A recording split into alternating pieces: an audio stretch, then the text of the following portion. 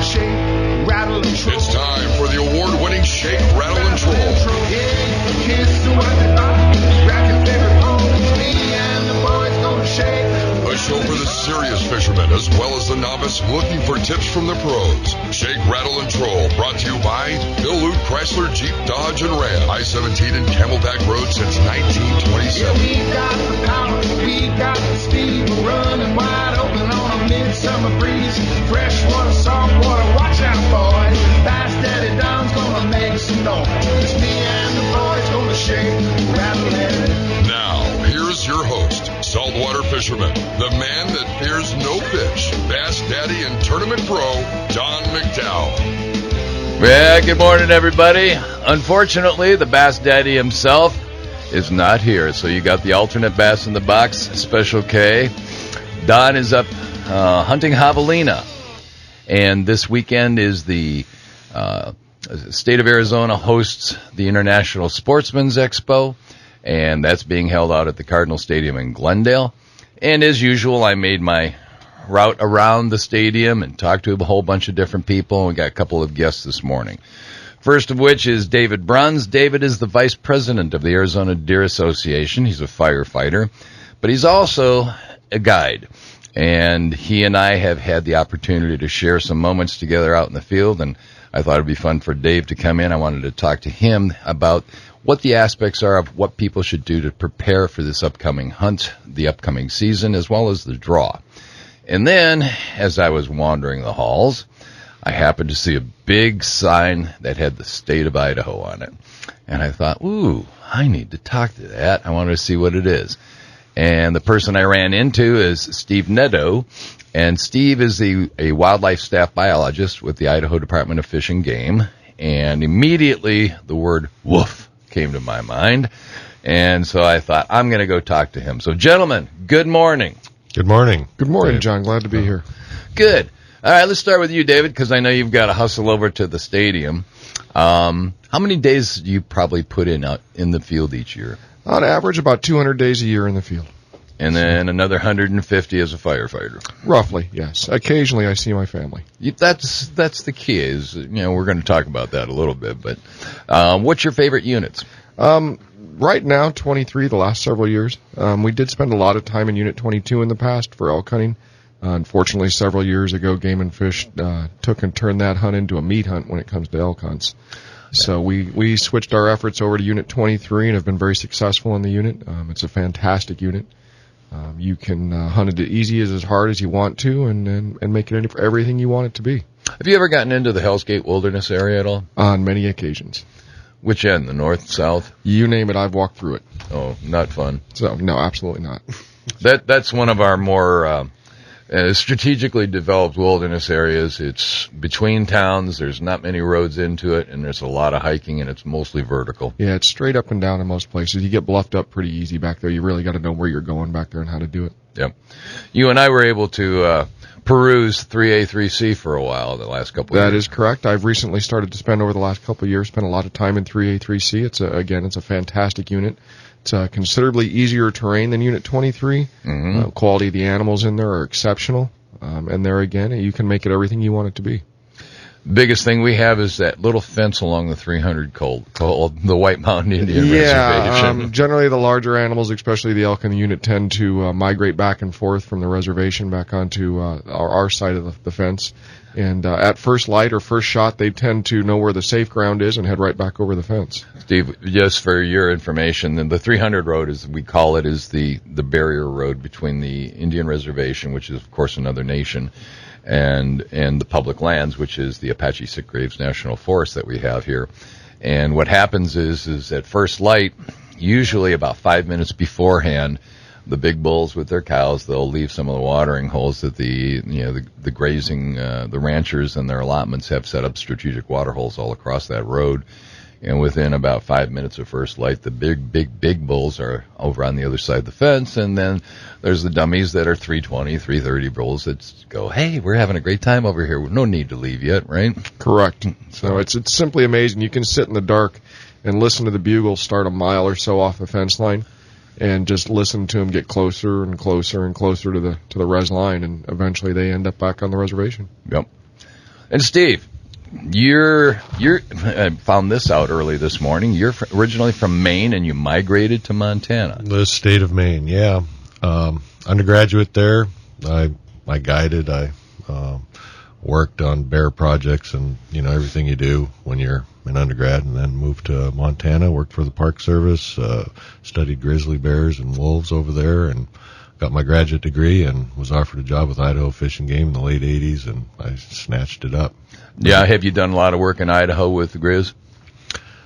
Yeah, actually, big part of my job for 7 years was a state coordinator for grizzly bears, but prior to that, I'd worked on grizzly bear recovery since the late 80s after graduate school with Idaho Fish and Game. So I saw a recent release by one of the sportsmen's blogs where they were monitoring. They were giving out GPS units in the Grand Tetons, and they were finding that Grizz were shadowing the hunters, because once the hunters are successful, that means Grizz becomes very happy. Yeah, they like the gut piles. Sure they do. And they'll take carcasses whenever they can find them, for sure. Yeah. And if we're not very careful, they will take you as well. There's a lot of recommendations to how to avoid that from happening, but it does happen every now and again. For me, I've had the unfortunate opportunity to be charged once by a black bear, and you determine, do you carry weaponry or do you carry bear spray? And at this point, I just carry bear spray. Yeah, and most people can handle bear spray a little bit better because it shoots far and wide, and you don't have to have a good aim. And we always said that somebody, the worst combination is a guy with a .357 and a camera around a bear, because they think they're fearless, and they're not particularly smart at that point because they are fearless, and then you get into the bear situation, and a .357 is not going to stop a whole lot of bears unless you're really good. It irritates them, and I don't know how many people can steady aim a handgun at with a charging bear, particularly a grizzly bear. So yeah. How big do they get? Well, in Yellowstone, the meat eaters can get to be pretty big. There are 800-pound bears out there. In the Selkirks in North Idaho, they're more vegetarian. 90% of their diet is vegetable matter, and they're a smaller animal. They'll be, a big male might be 400. I didn't know that. I didn't realize that. I didn't either. That's interesting. Non-retractable claws are the only thing that I always worried about. Yeah, their claws and their teeth are definitely something to deal with. And so in terms of, consumption as a predator, then, for the most part, the ones in Idaho are not nearly what the ones are in Yellowstone. Well, the Yellowstone grizzly's always been pretty carnivorous, and they also eat fish, the piscivorous. They spend a lot of time looking for that carrion, the big bison, the spring kills, elk. They're also usurping a lot of wolf kills now. And so, they do feed on pine nuts and moths and, vegetable matter in the spring. They dig up a lot of roots and corms. And so they have a vegetable diet primarily. At least half of their protein comes from vegetable matter, but another half comes from meat of some kind. That's surprising to me to know that 90% of the diet of a Grizz is vegetable matter versus carrion. Yeah. Most of the bears, they have they're initially a kind of a carnivorous gut, but they have an elongated cecum, which means that they don't have a rumen like an ungulate, so they don't really do very good at eating vegetable matter. So they have to eat a lot more of it, right? They can't chew their cud like exactly an right. ungulate That's why you see big plops of vegetable matter that looks like if they're eating berries, it looks like you could put it in a pie and be just fine. It passes through. It passes through, and they don't get as much from it as an ungulate would. The nutrient base is a little bit less. Right. That's interesting. We see a lot of in Arizona. We have manzanita groves. And the manzanita seeds we see in a lot of those places. We know it's like looking at a granola bar laying on the ground. Absolutely, it is. It is. It's truly like looking at a granola Probably bar. Doesn't taste like one, though. No, probably not. We're not going to handle it that way. That's for darn sure. In terms of now, when did you get out from Montana into Idaho. When was your incarnation date into Idaho? Well, I did a little bit of wolf work in the early 80s looking for wolves in central Idaho. I was hired on to hike around in the backcountry, the central Idaho wilderness, trying to find... They told you, go fetch. Yeah, basically, here's a pair of skis and snowshoes, and they kind of taught me how to howl, and 3 of us went out and spent winters in the Idaho wilderness for... That was an interesting and cold experience. I can imagine. Did you ever find any? We had one wolf that we knew about in Idaho. All of our efforts, we did find tracks of one wolf, and we actually saw him from a helicopter. So. And now, in terms of size, was he as big as the Canadian wolves that have been brought in, or small? Yeah, and to this, I've got pictures of him. To this day, I'm not sure he was 100% wolf. He looked kind of hybridy to me. He had some white on him. He was black with white, and looked a little unusual. Looked a little unusual. He doesn't look like today's wolf, or any of the wolves that I've seen around. So it made me think. We did send the pictures to Dave Meach in Minnesota, and he thought it was a wolf, but. We didn't have DNA and that sort of thing. Yeah, that's the key. Is now the technology is there, and there's certainly going to have to be a little bit of any kind of canine is going to have a mix to some degree. I mean, the wolves will probably have much on the broader spectrum. Is it like 99%? I think down here and in New Mexico, your wolves tend to hybridize a bit, but the ones up there, they don't do much of that. They tend to kill dogs. All right, we're going to be back. We're going to take a break. Thank some of our sponsors, and Jennifer has George Strait online, which makes me really happy. So we'll be back.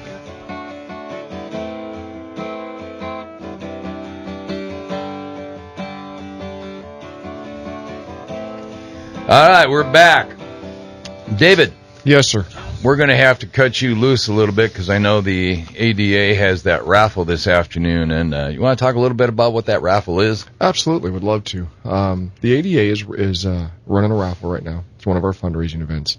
We currently have 3 items up for raffle. We have a Vortex rangefinder, a set of Vortex Viper HD 10x42 binoculars, and then the grand prize is a Tikka T3 rifle chambered in a 7 Remington mag, topped with a Vortex HS 6x24x50 rifle scope. It's a fantastic package, especially for here, in the western United States. Yep.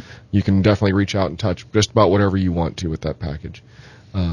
Tickets are $10 each. We're selling a limited number of tickets. The winner will be drawn this afternoon at the ISE show. You do not have to be present to win. We do have some show specials. If you attend the show today and come up to our booth, if memory serves me correct, you get 2 tickets and a free hat or shirt of your choice for $25, and each ticket will give you 3 chances to win. So. And I happen to be wearing one of those hats today, which has the unique. This is this year's unique hat, and it has what we here in the West desperately need, particularly in Arizona, and that's a sunglass holder. Correct. On the side of the hat, there's a little slip in on each side of the hat. You can slide your glasses, whether your sunglasses or your reading glasses, into the side of your hat. No more sticking them on top of your head and losing them, or in your breast pocket and losing them on that. Or crunching them, which is worse. Correct. Stepping on them or sitting on them. Can I have one of those? Yeah, we'll get you one. There's no doubt about that. So no, it's a great raffle. Some great prizes, and most of all, because the ADA is a nonprofit organization and a 100% volunteer organization, every penny from the raffle and all our other fundraising events goes right back into the ground here in Arizona for wildlife conservation and youth hunter recruitment and retention. So it's a wonderful organization. Now, one of the things we've been talking about, too, and this year is going to be a real unique opportunity. The Arizona Deer Association has a youth camp. And last year we had ours up in 23 on the Young Road, just as you drop into 23 North. This year, the Game and Fish Department is having, at the same time, they're having a limited number, 60 tags I think it is, of cow elk, and then the 125 or 150 of the deer tags for the youth out of 23. And we're going to combine a youth camp there, correct? Correct. We are going to this year, which is, like as you stated, is a little unusual for us. We normally just do the deer camp in there because the elk hunt has been run at a different time. With the combination of the hunts running the consecutive time frames this year, we are running a junior elk camp and junior deer hunt at the same time. Last year we had almost 40 kids come through our camp. We had some very successful young hunters. We took a couple of mule deer over 170. several mule deer in the 150, 160 range, and we had 2 whitetails come through over 110. Mixed in there was a bunch of spikes and some forkies and some very happy young hunters. And it's all free of charge. We serve breakfast, lunch, and dinner on Thursday, Friday, and Saturday, breakfast and lunch on Sunday to all the hunters and their hunting parties, regardless of how many are in it. And it's all free. This year we're going to have, I think it's 3 or 4 pair of Vortex binoculars that we're going to raffle off to the young hunters free, and we're also going to do a rifle package this year as well. So there will be some very fortunate and very lucky hunters. We always have mentors in camp if you need a little assistance, whether it be finding the game, tracking the game after the shot. We will have a taxidermist. Dale and Heather from Wild Heritage will be on hand this year. Oh, good. I spoke to him yesterday at the show. He's offered up caping services and anything else he can do.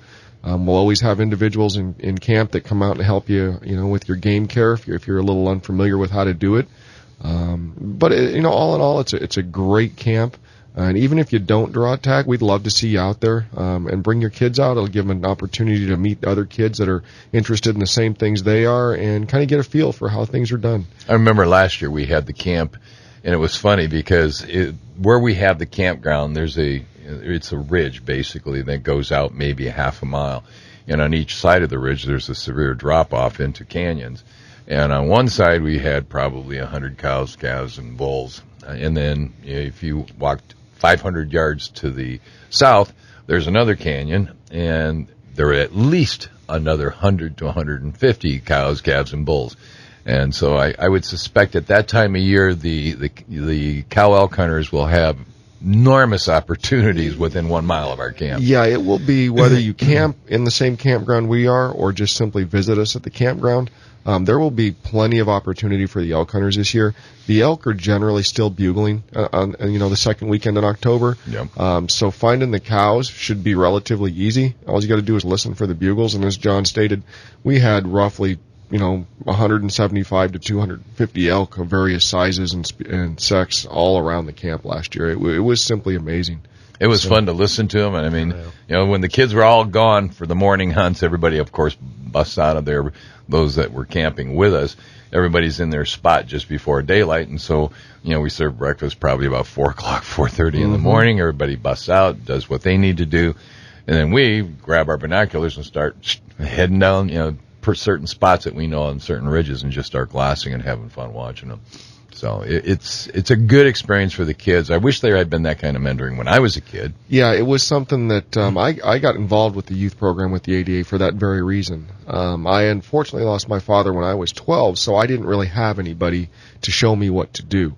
So for the first several years I went hunting, I simply went for a hike with my rifle because I didn't know what I was doing. Yep. And it was only as I got into my late teens and more often my early 20s where I started to meet with other experienced hunters and kind of get a feel for what, how you should do it. It would have been wonderful, at a younger age to have that opportunity or that option with a youth hunting camp. And, we get a lot of young hunters in camp and a lot of the grandparents are bringing them in. And it's difficult because Granddad hasn't hunted since he sat in a tree stand back in Illinois or Missouri, some 20-some years ago, and sat there with his slug shotgun waiting for the deer to walk by. They get out here in the western United States and they have no idea as to how to hunt out here. And they're simply there with their grandchild, whether it be their grandson or granddaughter, and they want them to enjoy the outdoors as they did, but they're really kind of lost as to where to start. So, we really take a liking to that type of hunter, and we make sure that we get them out with a very experienced mentor, somebody that can make their hunt successful, which doesn't always mean harvesting an animal, no, but just simply having the opportunity to see them in their natural environment and get a feel for what it is like out there. I think that's the biggest thing, and the one thing I would tell anybody and everybody is take a look at the best binoculars you can find. Absolutely. And then get a tripod. Yeah, you don't have to spend, thousands and thousands of dollars if that's what you choose to do. The higher the quality, the better they're obviously going to be. But you don't have to break the bank to get a decent pair of binoculars anymore. There's several manufacturers out there that have high-quality binoculars that are very affordable. The key to it is to put them on a tripod and be patient behind them. You know, don't glass for 5 or 10 or 15 minutes and think you've seen everything. Glass for hours. Glass till you think your eyes are going to fall out of your head, and then glass some more. We've done that. That's how you do it out here in Arizona and most of the western United States. It's truly it's patience, and the more patient you are, the better off you're going to be. All right, David. Well, thank you for coming down this morning. As again, we're going to have that drawing at 4:00 out at the International Sportsman's Expo. And yes, there are going to be binoculars. Yes, there will be a very good pair of binoculars. John, thanks for having me this morning. I look forward to coming back, and good luck to everybody in the upcoming draw this year, and may you be successful. Amen. We'll be back.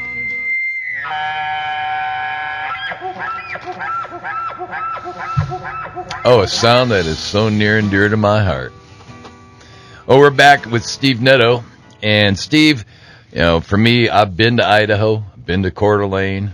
I think it's one of the most beautiful places in the whole universe. And we here in the Southwest, who sometimes don't get the opportunity to go up to Coeur d'Alene as often as we would like, we hear the tales of woe that wolves have destroyed everything.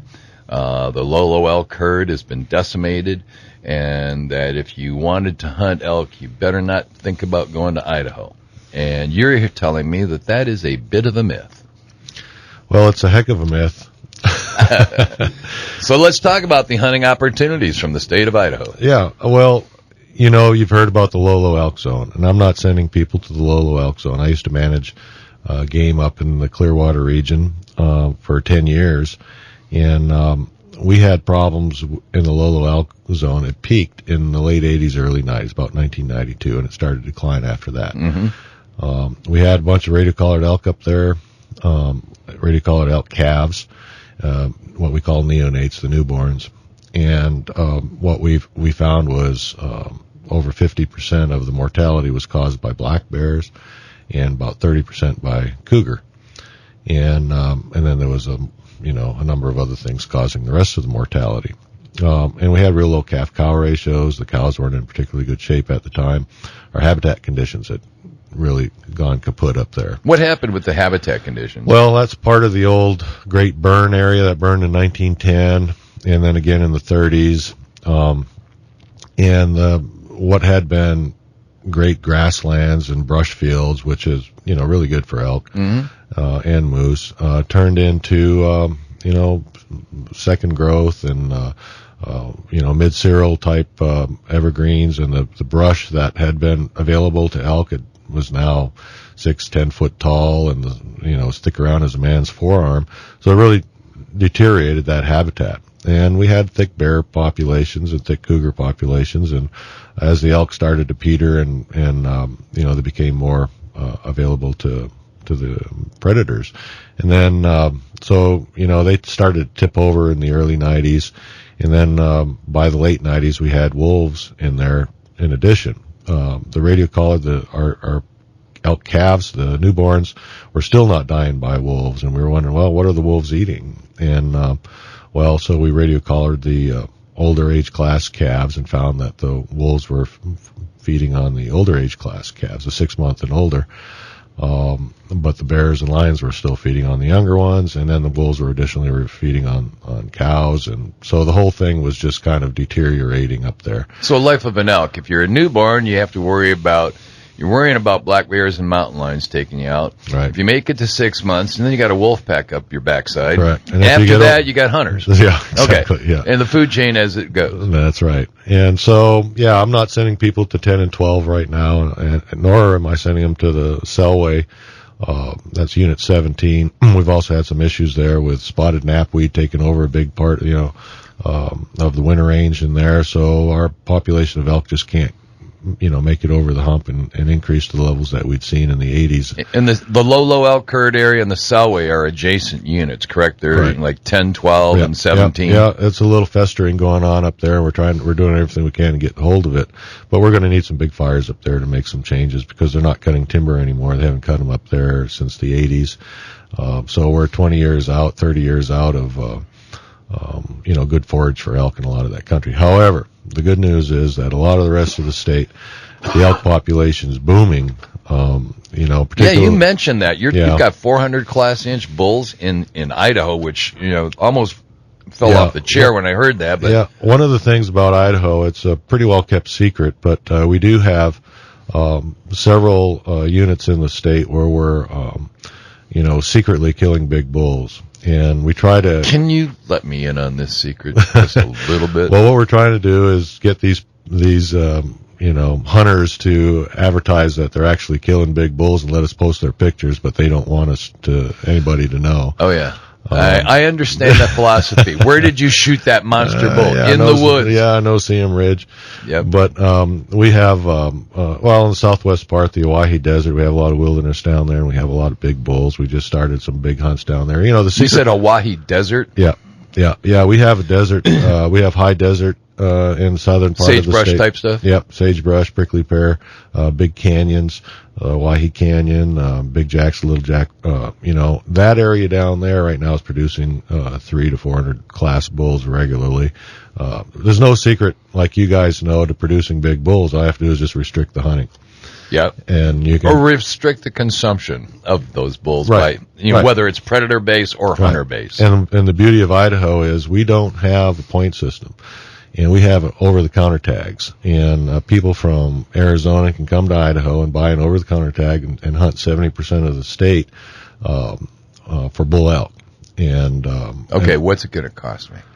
Well, for a bull tag, it's $400. You have to buy a $150 license, and then you buy a $400 bull tag. So $550, you can be hunting. Can I hunt in units like the southwest portion and then at Owyhee Desert? No, that's where I'm going. That. Yeah, that's where you're going. You have to apply. We do have controlled hunts.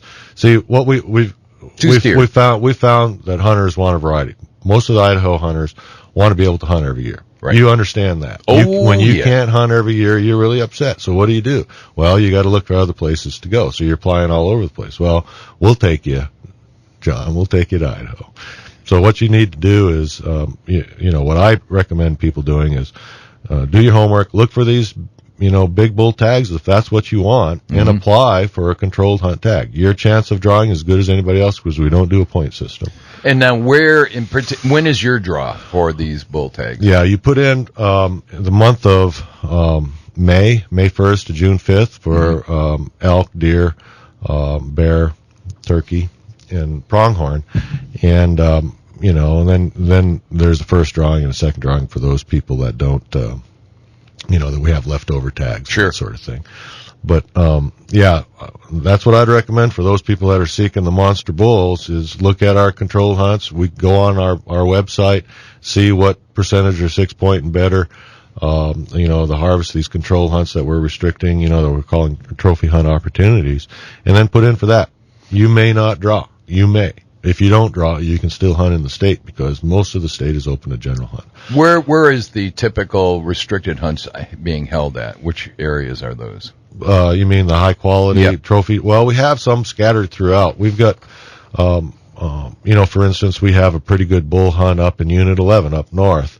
I've hunted bulls up there. I was lucky enough to draw a tag years ago. And, that's the Hell's Canyon Hell's Canyon, yeah. Unit 13, those are all controlled hunts, Unit 13 and 18 up there right along Hell's Canyon. You got to be pretty stout to hike it because it's steep. It's like hiking in Grand Canyon, You would say that. Except... and then, all the way down, but, the Owyhee's 40, 41, 42 is, the 41 hunt, those are nice bull elk hunts. People are very, very happy with the elk coming out of there. We got a lot of elk in, in the 50s, the units, a lot of control hunts. If you look at our big game rules, what you'll see is that most of the units in the southern part of the state, that high desert country where you can see elk a long ways away. Those are controlled hunt for rifle, but general hunt for archery. So if you're an archery hunter, you can come shoot big bulls with over-the-counter tags. If you're a rifle hunter, you have to apply for a lot of these controlled hunts. You keep whispering these sweet nothings in my ear. Yeah. I may just go back with you to Idaho. Yeah, it's sweet. And from about Boise north, The forest gets a little bit, you have timber on the north aspects, and it's sagebrush grasslands on the south aspects. And, the elk are foraging on the south aspects and then going into the timber in the north. And, yep. There've been a lot of fires, real heavy turnover in forest cover. And so we're seeing some really good quality elk production. We're surpassing our objectives. Despite all the wolves in the area, our elk numbers are increasing every year.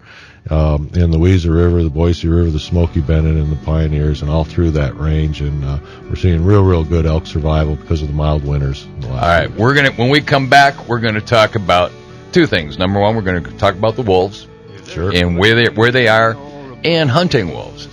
And after we get back, thank you very much, and word from our sponsors. And Jen, thank you so much.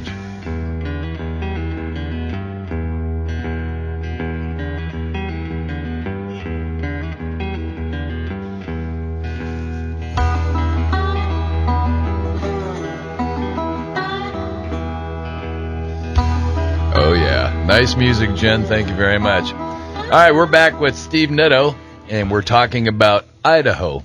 And it's always been a fascinating state to me because of the diverse geography that you have there. And one of the things that I saw, which fascinated me, was moose. And, there's been some inclinations that the moose herd has been decimated by wolves. Fact or fiction?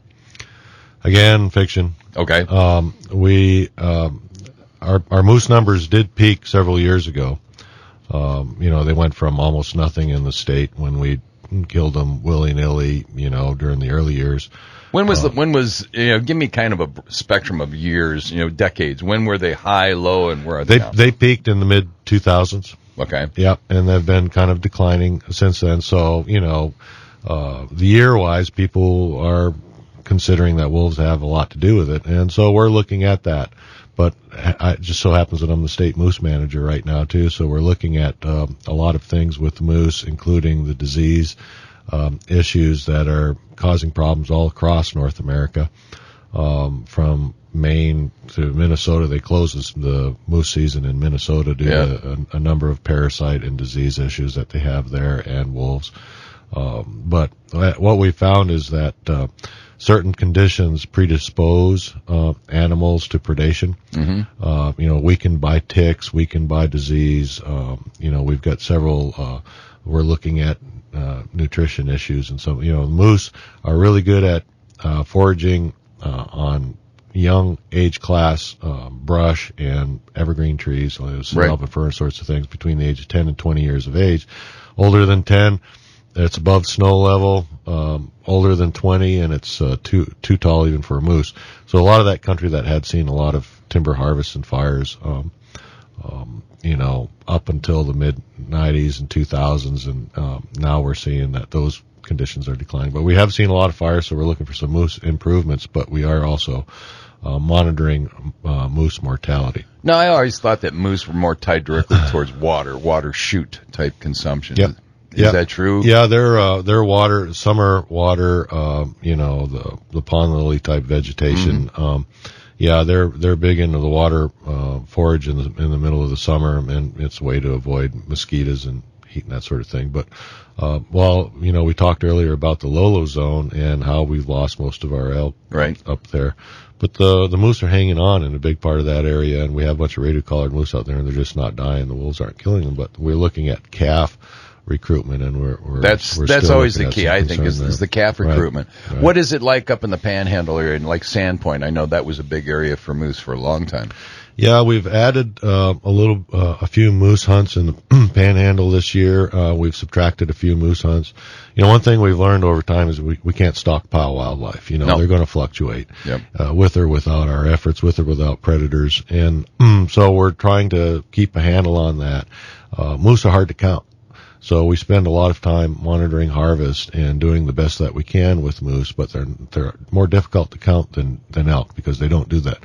big groups on winter range where we can Right. fly with helicopters, sorts of things. So. What's the estimate as to the number of moose that are still up in Idaho in terms of, and we estimate our elk herd at, 50,000 elk in the state of Arizona. How about the moose herd in Idaho? We have somewhere probably around 10 to 12,000 moose in the state. And how many permits do you authorize for that? 800 or so. That's yeah. about right. Yeah. Yeah. So we, most of the permits go to bull moose, a lot of moose in the eastern part of the state and a lot of moose in the northern part of the state. For non-residents, some of the best drawing odds for moose in the country. So look at that, go to our website and see the hunts. I mean, we have 100% drawing odds for residents in some of our hunts, for moose, but they're once in a lifetime. I've drawn. Okay, so if you get a moose tag, that's it. That's it, right. And what's the rate for an out-of-state hunter like myself to go for a moose hunt? It's a couple grand. You have to buy your $150 license, and then you have to buy the $2,000 application fee. If you don't draw, that's reimbursed. Okay. Yeah. And is there a fee associated with that? There's like a $10 or $15 fee. $650 or $650. Yeah. That's not bad. Yeah. So overall, I mean, and you basically did a lot of management work on the wolf in Idaho. Yeah. What do you think is, let's put it this way, what's the number for considering recovery for wolves? Well, recovery for each of the states, Idaho, Montana, and Wyoming, was set at, 100, 150 wolves in each state. Initially, right. And we reached that in 2002 in the upward trajectory of wolves. And so by the time they were delisted, they were listed, delisted, listed, delisted, a few different times. All the litigation efforts by the Center for Biological Diversity. And others. And by the time that they were finally delisted, in 2009, we had our hunt, and then they were relisted in 2010, and then Congress actually delisted them on a omnibus budget bill. Right. And since then we've been hunting wolves. The wolf numbers, we think, peaked in 2008, just prior to our hunt. All indications were that, wolf numbers were higher than what we should have in the state. We were seeing issues in several units and problems with depredations on cattle and those sorts of things. And since then, we've been hunting them pretty hard. The first year, we had, as you indicated, real high harvest. Got a bunch of dumb wolves, and people were really excited about it. And the harvest has been fairly steady, but declined in the last couple of years. Part of that, as you indicated, wolves are getting a little smarter. Part of it is the glamour is gone, but there are some hunters that are really focusing on wolf harvest, and some outfitters, and they're doing a really good job. And part of it is that wolf numbers have declined. We've seen real good recovery in some of our southern tier elk populations, where we focus quite heavily on just general harvest of wolves. So residents, non-residents can buy wolf tags over the counter. They're $30 for a non-resident. The other cool thing about Idaho is if you buy an elk tag and or a deer tag, you can use your elk or deer tag out there to shoot a bear, a lion, or a wolf. And really, yeah. So if I've got an elk tag and Mr. Black Bear, or not Grizz, you can't hunt Grizz, can you? Not yet, no. Not yet. But we probably will within a few years. I think they'll be delisted there. Yeah. Okay, so Mr. Black Bear comes by, or I'm fortunate enough to see a mountain lion. All of a sudden, it's there. Yeah. You can take it and put your elk or deer tag on, and then you can go out and buy a second elk or deer tag and still hunt it. Oh, that's outstanding. Yeah. By the way, today we have officially no listed casualties in theater operations, and so we don't have roll call today, and so that gives us an extra minute to go forward with some of the stuff. Talk to me about big deer, muleys. Yeah, muleys, primarily the big ones are in the southern part of the state, but we have controlled hunt, trophy mule deer operations or hunts throughout the southern part and the northern part of the state. We have general hunts for mule deer across the state, where you can buy an over-the-counter mule deer tag. And then the trophy quality hunts would be like the November hunts. Right. And, we have hunts that run most of October and some of them run to the 24th of October. Some of them, the general hunts, run to the 31st. It's usually the last 3 or 4 days you'd be hunting an area, and then all of a sudden, you're seeing these little bucks, and then all of a sudden the big boys show up, the first few days of the rut, and you say, where did they come from? And so that happens all over the state. And when we have good snow conditions, the latter part of October, those deer just pile out of the high country. They're migrating down to winter range, and you happen to get in line for that. You can see some monster animals or any bucks. You'll see dozens of deer a day moving down these ridges. All right, that's our tune that we're gonna be taking away for a break from our sponsors and the news at the top of the hour.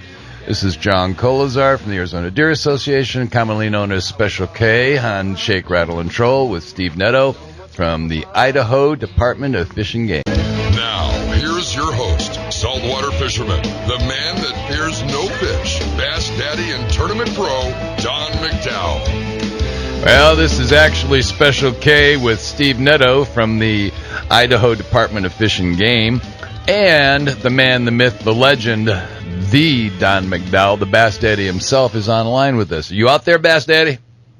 Roger that, JK. Good morning. How are you guys? Oh, we're having a good time this morning. We're talking about Idaho. We're talking about wolves. We're talking about hunt opportunities. And so far, we've learned a lot. I've been listening. Kudos to Steve. That's really good information. Thanks. What's going on in your end of the world? Have you seen anything? Well, we've seen a lot of stuff, mostly a bunch of kids. There's Youth Outdoors Unlimited has got kids up here. Pat Scott from Desert Breeze has a herd of young folks down there. And we all seem to be hunting one set of big knobs up here. And as of last night, nobody had bagged anything. This morning there was 5 shots fired, about 3 minutes apart. So somebody was up there about 06:30 just at daylight. And we're getting ready to head out. But yeah, it's rugged country. You've had a good time, huh? I think it's kind of like Lake Mead. There's 5 bass in Lake Mead. I think there's 5 javelinas up here. 20 guys hunting them. So. Well, actually, it's like anything else. You're with Scott Corcoran, right? Oh, yeah. I'll tell you what, my grandkids are getting an education. We've been skinning bobcats, and coyotes, and a fox, and last night was a ringtail cat. Oh, nice. Yeah, pretty interesting. Yeah, how are the grandkids handling everything? They're having a blast. This is Mallory's first overnighter with all of us carrying a firearm. She's doing really well. Good. Mason found a 3-foot-long rattlesnake, and let's just say they're glued to their dad. Wait a minute. Did they dispatch the rattlesnake? Did they harvest that thing? No, he got down in the hole before he knew what was coming, I think. That's a big rattlesnake, and this time, this is when they're starting to come down, too. They're coming out. Well, it's pretty rocky terrain up there on those mountains up here, so. Yeah, we found, last night, found a blood trail. I mean, just right out in the middle of nowhere, just washed. I mean, it started, stopped, ran about 200 yards. Don't know what the heck happened with that. That was kind of interesting. A lot of big deer, huge mule deer bucks up here at JK. I mean, just mammoth. And by the way, you're on Nowhere Ridge going southbound, right? Yeah, that was the south end of the northbound, yeah. Mm-hmm. No, there's a lot of deer down here. Good. At least they're starting to do some recovery. Do you hear any coyotes at night? A few, but I think the trappers up here have done the wildlife service, dispatched a lot of coyotes, a lot of bobcats. We'll text you a picture of the big apex male bobcat that Scott was able to harvest. One of the biggest bobcats I've ever seen. Just absolutely huge. Wow. That would be 41, 42 inches long. It's just a big old that's bobcat. Awfully big for a bobcat. Hey, before I forget, your buddy's Jeff Gordon's going to retire this year. And you have nobody to poke fun at. What are you going to do? Well, there's always Danica Patrick, because I understand Danica's going to, start driving the 24 car. Yeah. Gordon gets his butt whipped one time. I mean, no bigger than he is. He shouldn't have been picking on Brad Keselowski. You know how big that guy is? Yeah. Game over. Going to retire now. So. Oh, yeah. Yeah, if anybody had half the success of him, they would have retired 10 years ago. He's just loves what he's doing. I know Big Mike's listening, and I don't know what he's going to do with those Gordon pajamas when Danica Patrick starts driving that 24 car. Not going to happen. Not going to happen. All right, so when you do back in? We're going to hunt probably till about 1,300 hours and get this thing wrapped up, head back to town. Okay. It's just the wind started moving in here. I'm not real sure what it's going to do, but my guess is it'll probably be dribbling by 1 o'clock today. All right. And then how about Patrick and Donnie and rest of them? They're all just glassing right now? Yeah, we're spot and stock. Just a lot of glass. And I mean, you can sit up on these ribs and wow, you can sit there and glass. And those javelina light will pop right up in front of you. Oh yeah. The grass. I mean, this area is just real hard to hunt. Something that's the size of a javelina. The grass is about 6 or 8 inches taller than they are, so they can traverse the hills and basically not be seen. They're like some little spooks right now. Yep. How big was the camp for Youth Outdoors Unlimited? I'd say between there's probably 12 kids up here. Oh, good. Okay. Yeah. So they had a lot of people dispersed over the area, moving stuff around. Well, Mike McCracken is one of the ranchers up here. There's a bed and breakfast up here that's just absolutely awesome. In fact, I think it'd just be a good place to come out and have bed and breakfast and just kind of hang out for some peace and quiet. But Mike's taking some kids. Scott has some kids. Scott Corpin's out pulling traps. I think they've got a week left on the trapping season, but he's going to call it a season because the fur prices are in the toilet again. Russia and some of the other big fur buyers are doing other things besides buying fur. The economy's kind of went in the toilet, so goes the fur prices. So. Yeah, that's the rise and fall of fur prices, unfortunately. There was a lot of furs at the Sportsman's Expo, by the way. There's all kinds of those. Nice. Oh, I looked at some of those fur coats, and I'm like, oh, you could stay warm anywhere wearing that thing. Yeah, man. Just the pelts. Yeah. They had hundreds of pelts. That's in the booth right next to ours. Yep. And nice lynx and Arctic fox and stuff you don't see in Arizona. Right. See? Well, you need to talk to Steve about working in conjunction with our AZF GFD, and maybe we can, since we have wolves, I don't see any reason why we can't have a moose. I totally agree. I think Woods Canyon would be a great place to start a moose reintroduction program. You guys gonna have to get a little water down here first. Oh, we got water. We have impoundments. Don't worry, we're fine with water. Oh yeah. All right. You be safe, Bass Daddy. We're gonna cut you loose as we get closer now to our break. But be well, and hope that at least Mallory sees something today. Yeah, roger that. Thanks, guys. You're doing a great job. Hey, Steve, thanks for playing along with JK today. Really good information to have. Thank you, Dave. Appreciate it. All right, Bass Daddy. He and I have done more studying, more talking to more people about wolves, and certainly because of the amount of game that is available here in Arizona, any reintroduction effort, when you have to wait 25 years for one tag, does not make you happy. But again, it's also based on the fact of historic ranges of these animals. And when we come back for our next segment, let's talk a little bit about the differences between Canadian wolves and size of those, and when they were reintroduced into Yellowstone and as well as into Idaho, what the effect was, because certainly elk were accustomed to coyotes. They just thought these were bigger coyotes. Little did they know what they were in for, right? Right. All right. Also on the next side, what I'd like to talk to you a little bit about too is How often do personnel from the Idaho Department of Fish and Game get out to the public to tell the story of what's going on? I mean, seeing you there at the booth stunned me, and I was just tickled to death to be able to talk to somebody from Idaho, particularly somebody who's done that work. There just aren't very many of us. Okay. Solid solution there, folks.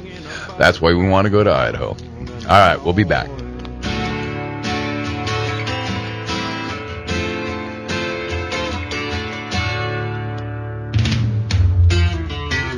The preacher man says it's the end of time, and the Mississippi River, she's a going dry. All right, we're coming back. Steve, we've talked a little bit about it.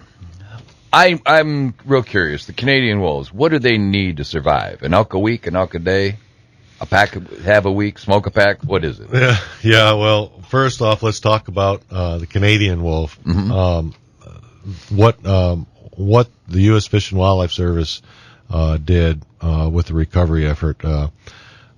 It started in basically when the Endangered Species Act was signed into law by Richard Nixon in the 70s, and all through for the next several decades, every president, their administration was involved with recovering the species on the endangered species list. It's required by the federal laws that they had to recover species. So, with the wolf, the Fish and Wildlife Service wrote a recovery plan. They had three options. You let wolves recover on their own, move down from Canada on their own, basically. Mm-hmm. They were already in Montana, and they were moving. We had several wolves verified north of Interstate 90, which is up near Coeur d'Alene. And, or you could reintroduce wolves as fully threatened, or you could reintroduce wolves as non-essential experimental. Right. And what that would allow you to do would be to write special rules to give you more leniency in management. You could kill more wolves, that sort of thing. And so the Fish and Wildlife Service worked with the other, the states and the legislatures and all these entities, the pro-wolfers, the anti-wolfers, and felt that was the best middle ground. So they looked at the prey base in Idaho and Yellowstone, and which was primarily elk, and went north of the border, as close to the border, as wolves were available. That fed primarily on elk, and they captured those in British Columbia and Alberta and moved them into central Idaho. Now, they talk about the Canadian wolves because they came from Canada, but a lot of people say, they're a different species. There is some evidence to suggest you have the taxonomists that are splitters and lumpers. They do that all the time. These are, one time there were 24 different grizzly bear species. Right. Now there's 2, And so, the subspecies is what some people are probably thinking, that in the hotter, drier, more southern part, the wolves are a little bit smaller. Right. And then the further north you go, the larger wolves tend to get. But there's also a prey-based thing with wolves. Maybe in the 1900s, the primary prey base, based on our research, our information, was deer, sheep, and actually domestic sheep. Right. After the Great Burn. And what few wolves remained were probably pretty skinny. And, with most carnivores, their size depends not only on the prey base, but the amount of food they can get. Right. So with an animal the size of an elk, you have to be fairly large to take it down. An animal the size of a bison, you have to be even a little bit bigger. Right.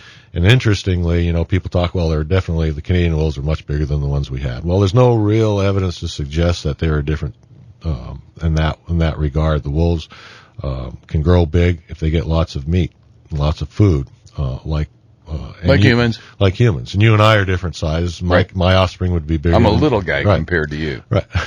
So looking at the wolves that were introduced in Yellowstone, for instance, there's several packs, distributed in different areas, and one pack focused on the Fishing Bridge, Pelican Creek area, where it's primarily a bison-based food source. Mm-hmm. The rest of the wolves in Yellowstone are elk-based. Elk-based food. Yeah, primarily.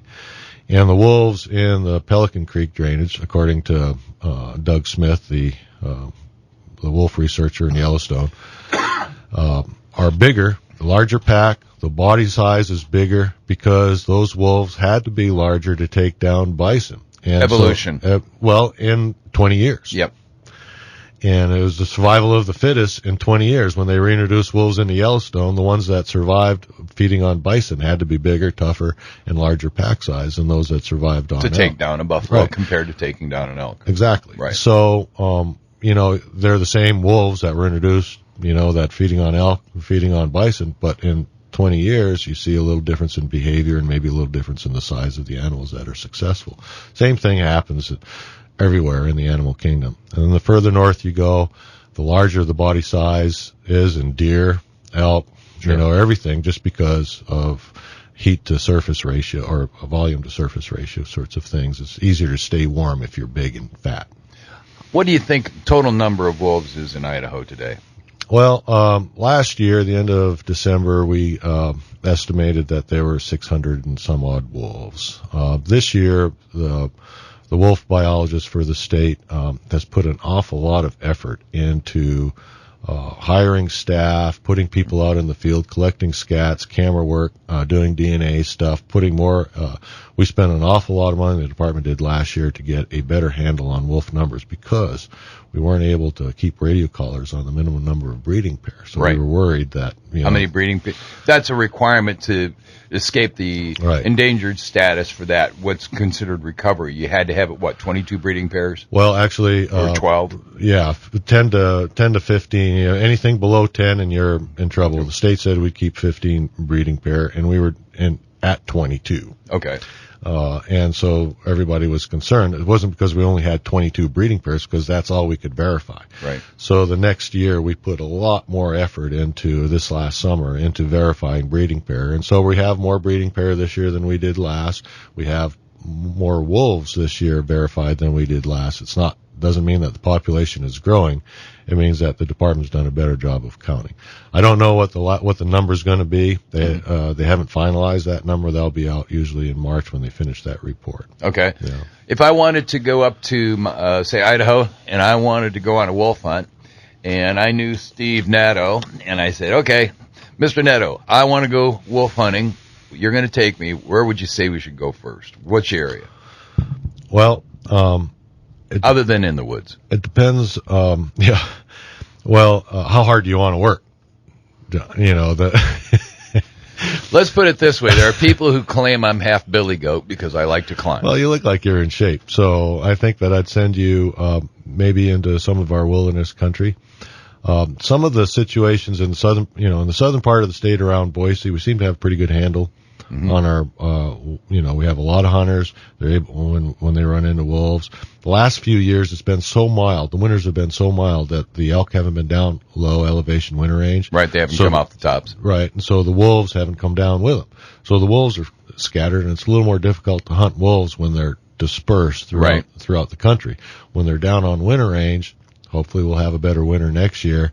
Then, the wolves and the elk are hanging together, and they're a little easier to kill. So I would send you up into the Lolo country. Mm-hmm. It's rugged. You're rugged.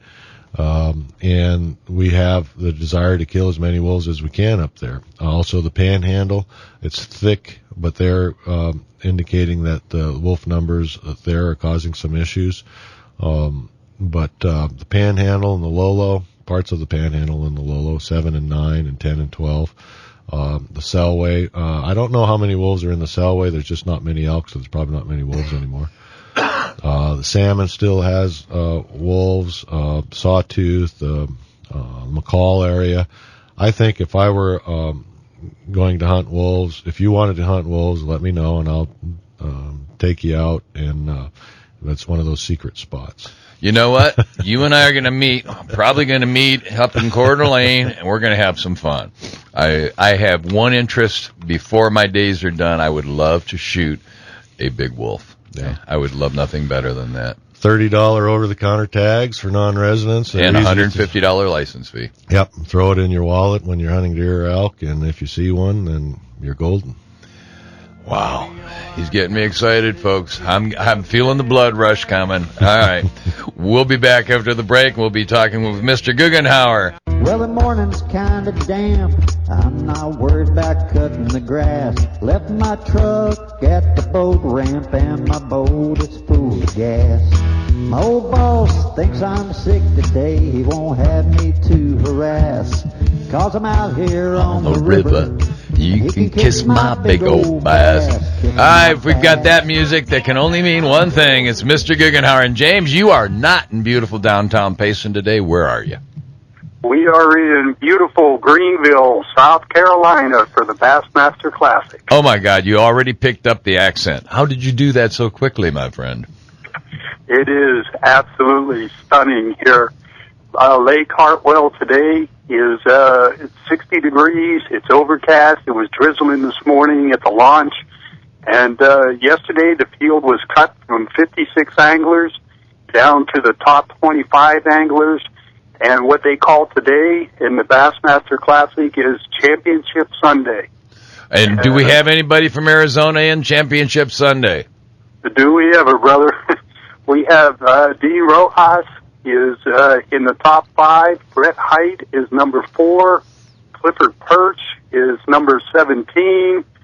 And just a great time. Steve Lund was our other Glendale angler that was in. He did not make the cut yesterday, but a great experience for him getting to the Classic. He was very charming on stage, very humble, and just a great representation by Arizona anglers. Wow. What's the bite been like? Are they maxing out? Are they getting good limits? You know, the first day of the tournament on Friday, it was 10 degrees. Excuse me? Did you say 10? 10 degrees.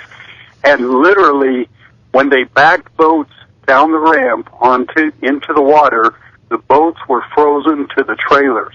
They had to wait for the boat to pop off the trailer before they could move it. Oh, That's weird. Oh. On top of that, as the first flight got off the ramp, the water on the ramp froze, and they had to use tow trucks to pull the trucks and trailers off the ramp on the first day. Oh, because they were slipping. Yeah, the water froze, and nobody could get in and out of the ramp. Planning. 10 degrees. Oh, sweet. Oh, my goodness. But what a great time. We went over to the Expo show yesterday. Yep. And I can't even tell you, I go to ASU football games, and there's 75,000 people who go to that stadium, and there were at least double that at that Expo. Where is the Expo at? It's here in Greenville. It's up at one of their convention centers. And, everybody who has anything to do with fishing is at that Expo. It is just wall-to-wall sponsors and wall-to-wall people. Wow. Yeah, great deal. So today at 3:15 is the weigh-in. You can follow it live at Bassmaster.com. Click on the live link, and you can watch the weigh-in. Did you talk to Clifford at all before he went out today? Didn't catch him today. Had dinner with him last night, and actually drove to the ramp with him yesterday morning and helped launch him. And he said he's got a couple of spots he's going to go hit. He said they're kind of small, but they're holding some good fish. So he was very optimistic last night at dinner. Cool. How far out is he? How many pounds out is he from the top? He is about, from the top, I think it's probably about 7 pounds from the top. 24 to 31, so 6 pounds from the top. And but out here they're bringing in some giant spot bass. So anybody in that top 25, JK, any angler could win it today. That's the kicker is you get that one big bass and you limit out the rest of them with decent sized keepers, and all of a sudden you're winning the game. That's exactly right. It was a guy yesterday, I forget what the angler's name was.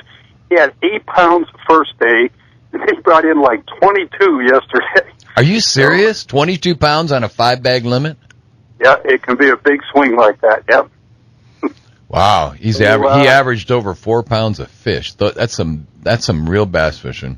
In fact, he had the big fish of the day. It was 6 something. I forget, 6.4 or something. But it's just the whole town is just like overcome with this. Every truck you see, every restaurant you go to, there is somebody there. Everybody's talking about it. Greenville does a great job in supporting this and emphasizing it because it's a big deal around here. I bet there was a hot sale on thermoses, on overcoats, on gloves, on hats. I mean, they weren't anticipating 10 degrees. I'm sure 35 degrees maybe, yeah. I'll bet those boys coming off the water had wind chill factors off their mustaches. Absolutely. I mean, it was just bad. Now, that was on Friday. It was a bad day. Yesterday was a little bit warmer. It was up in the 30s. Today, like I said, it's 60 degrees. So 3 different completely styles of fishing based on that weather condition. Sure. Today, driving back from the launch, the water is perfectly flat. It looks like a beautiful spring day on Roosevelt Lake. So hopefully the Western guys will have an advantage here today. God, I sure hope so for their sake. It would be nice to see again. But you know what? When you consider that they're in the top 25, you got 3 guys from the state of Arizona in the top 25, and all the other 49 states don't have that many people, there's good representation. Because of the way we have no structure, people really need to learn how to fish, and our guys do know how. You got that exactly right. And then to come clear across the country and do that makes it even more difficult. So, it's just exciting. But bass fishing is also exciting on Roosevelt Lake this week. I want to get this in. Go for it. We always wait for that week when the bass seem to start reacting to spinner baits, reaction type baits, jerk baits, crank baits, chatter baits, and this was the week. I talked to one fellow that went out there with a chatter bait. He had 3 guys in the boat, and they caught 40 fish. Oh. So the fish are moving shallow. They're going to be up towards the coves because they're thinking about spawning. Right. So anywhere around the entrance to the cove to the back of the cove, throw the Rapalas, SR5s, and SR7s were the favorite choices, and they're in about 15 to 20 feet of water or shallow. Wow. Awesome. Any news on crappie fishing?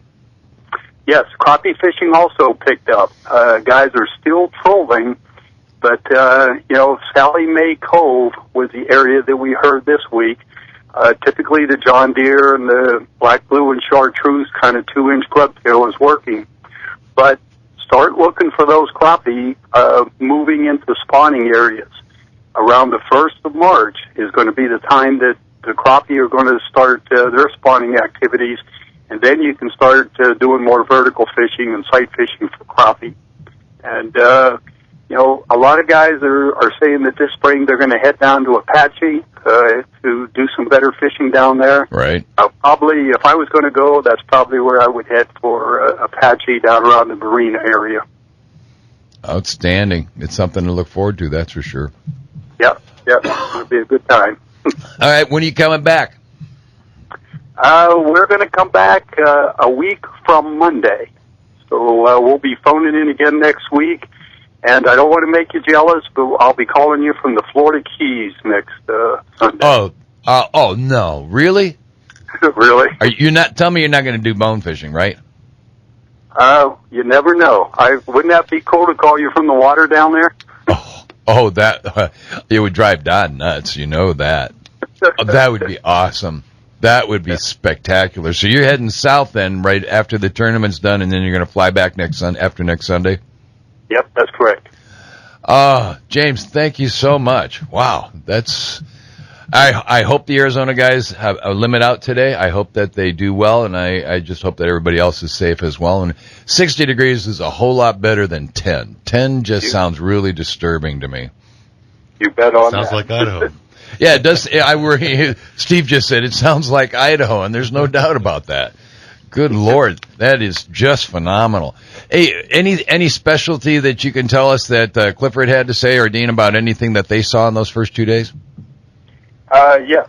I can tell you that we'll probably have him on in a couple of weeks.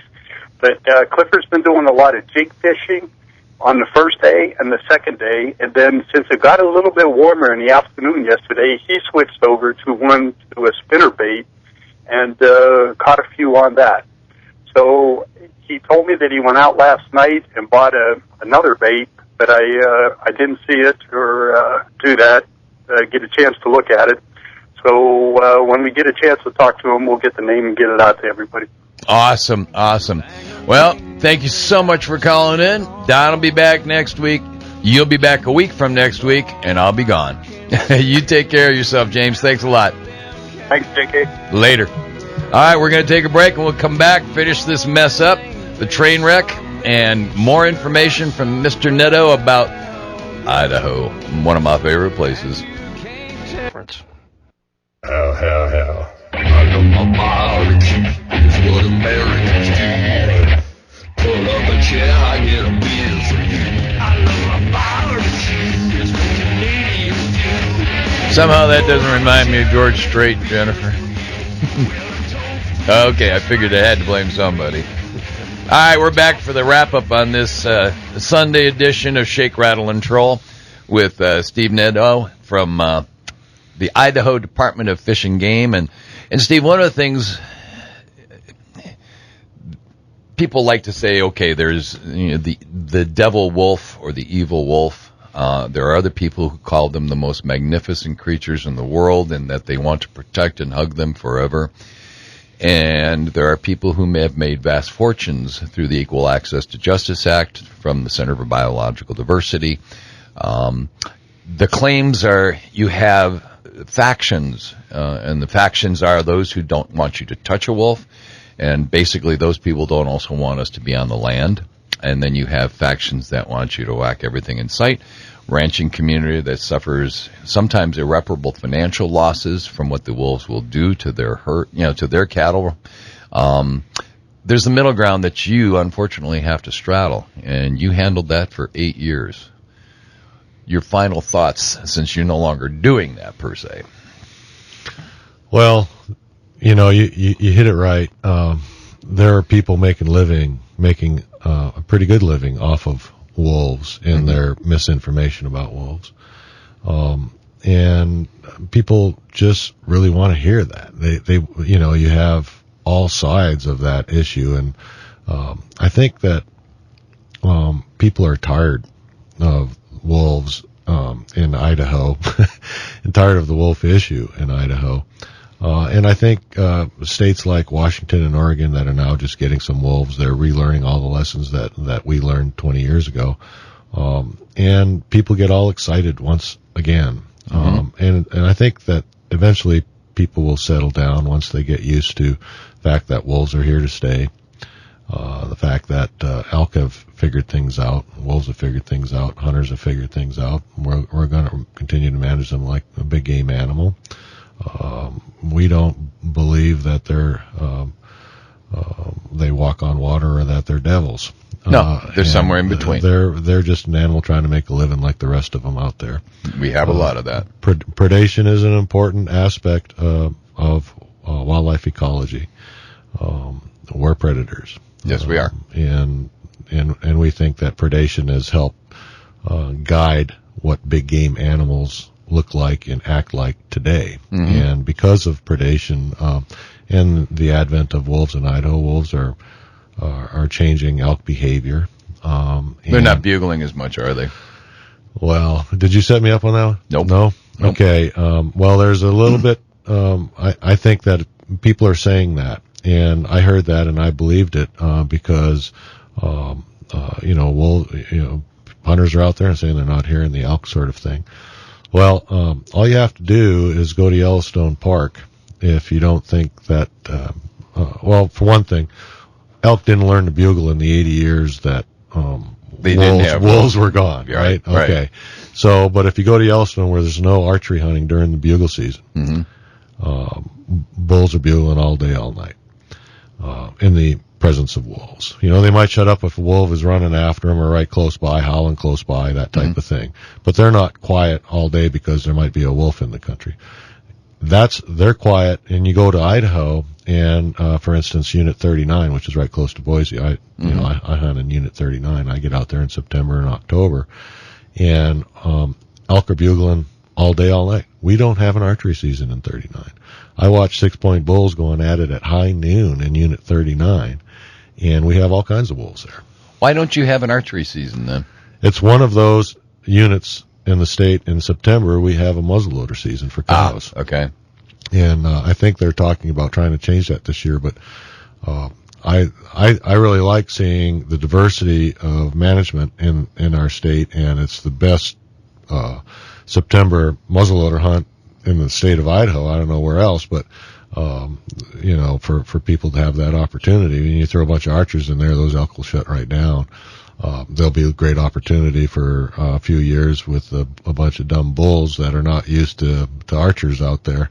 So it'll be a good hunt for people. But, so those are the proof in the pudding. And anybody that thinks that elk are shutting down because of a few wolves in the area, they need to look at the fact that now elk hunters, archery hunters are really, really good. When I started archery hunting in the 80s, there were very few of us that knew how to use the mouth diaphragm. Diaphragm. That's what I always used. And people had these little flutes on the hill. Oh, yeah. Give me a break. Anybody could tell that was a human. Now you can't. No, you can't. And neither can the elk. Yeah. And they're cow calling, and they're doing a really, really good job. And so the elk get shut down really quick when they come in and they get blown out by a hunter. We're all wearing scent-free clothes and all that stuff. And so people need to look at themselves a little bit here and understand that we actually are changing behavior too. When was the last time you ran into a bunch of elk that they didn't run over the hill? No, that's true. Yeah. Yeah. So if you spook them, they're gone. They're gone. Okay, one last question, and this is for us in Arizona. I work a lot with the Arizona Game and Fish Department as well as the Commission, which helps in our regulation of all of our wildlife here in Arizona. This year, the department gave notice to the Fish and Wildlife Services of an intent to file suit because of the issues that we've had with the working relationship. What was your experience? Obviously, you had to work hand in hand with Fish and Wildlife Services based on the wolf. Yeah, the sad thing is with the Fish and Wildlife Services, my experience is they really tried hard to do things right and keep their promises. The lawsuits constantly screwed things up, and the promises that were made, the service tried to keep to the states, and the states tried to keep to the public what we were going to do and what we promised we were going to do. The lawsuits came and tried to change everything. There were never enough wolves. Never enough wolves. And so forth. And they kept litigating and keeping wolves off of state or out of state management. It became so frustrating for state agencies and so frustrating for the hunting public that the environmental community that thought they were doing these great things turned everybody against wolves. Yep. Had they allowed state management at an earlier time in the state of Idaho, hunters would have been fine. Had we had 400 or 500 wolves in the state and everything under, management control, where there are fewer problems, people would be fine. The hunters don't hate predators. No. Hunters it's like the only thing I can ever express this way is that if you are afraid that which you love to do is going to go out the door, right, then you're going to get nervous and fight and get angry and everything else, and that's what's happening out there. And that's sad because in reality it doesn't have to be that way. And I fought for 8 years as a wolf manager for the state of Idaho to try to bring the sides together, say, hey, listen, it's not as bad as you think, and it's not ever going to be as good as you want it, and we're going to be managing wolves like other animals. And look how great bears and lions are doing in the state. Why are you so concerned that wolves are going to be destroyed, or why are you so concerned that the end of the world is coming one way or the other? I know a bunch of the environmental types, and certainly the expressions that I have seen is that they don't want wolves just where you have them now. They want them all the way from Colorado all the way to east of the Mississippi. Yeah. And it's their historic range. Yeah. You cannot recreate what was 100 years ago. There are some groups that definitely want wolves wherever they could be. And, with wolves where they are, wolves are great travelers. Wolves will travel out on their own. If the states want to manage for a few wolves, and a lot of states will manage for a few wolves if they ever show up. Okay, quick question. Yeah. I know we only got about a minute left. Oh, we don't. However, we know that one wolf traveled supposedly from Casper, Wyoming, all the way to Arizona. Do you buy it? Yeah. Yeah, we had wolves travel from northern British Columbia down into Yellowstone. Courtesy of an airlift. Guess what